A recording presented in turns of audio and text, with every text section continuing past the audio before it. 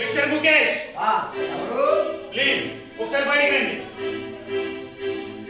ఓ mister Sardar, చట్టాన్ని ధిక్కరిస్తావు, నవ సమాజాన్ని స్థాపిస్తావు, నువ్వు అనుకుంటే సాధిస్తావు. అలాంటప్పుడు నాతో నీకేం పని? అవసరం ఉంది కాబట్టి వచ్చాను. రామన్నగూడెం గురించి నీకు ఎలా తెలుసు? అక్కడ జరిగిన మారణకాండ గురించి నీకు ఎవరు చెప్పారు? నీకు చెప్పాల్సిన అవసరం నాకు లేదు. చెప్పండి. చెప్పాలి, చెప్పి తీరాలి. దౌర్జన్యం చేస్తున్నావా? లేదు, అర్థిస్తున్నాను. రామన్నగూడెం ఒక దేవాలయం. ఆ దేవాలయంలోకి రాక్షసులు ప్రవేశించి నా తాతని నా తల్లిని చంపి నన్ను ఒంటరివాడిని చేశాడు. గుట్టలు గుట్టలు నా శవాలు పేర్చి నరభేదం సృష్టించాడు. ఆ నరరూప రాక్షసులను అంతం చేయడానికే నేను సత్తారుగా మారాను. అంటే నువ్వు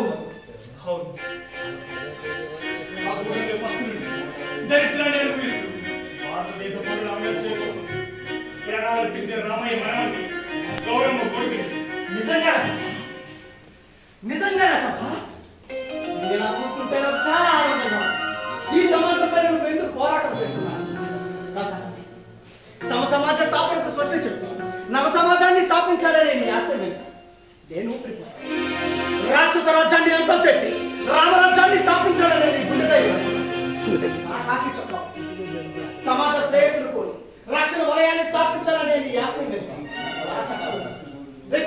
రెచ్చిపోయి శత్రు సంహారాన్ని మొదలుపెట్టి అంటే వాళ్ళ రాక్షసత్వానికి బలైపోయిన ఒక నిర్భాగ్యుడే అన్నమాట. నీ గూడేమే నా గూడె, నీ ఆశయమే నా ఆశయం, నీ జీవితమే నా జీవితం.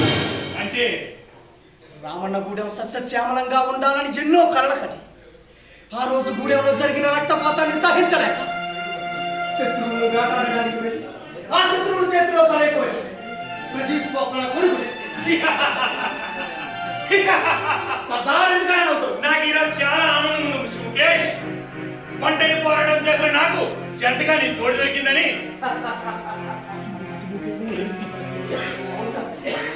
ఇద్దరం ఒకే గుట్టి నుంచి వచ్చిన గొప్ప తల్లి తండ్రి ముందుకు ఈరోజు సమంతగా దీనంత నీ కారణం ఆ దాదా, ఆ భగవాన్ దాదా.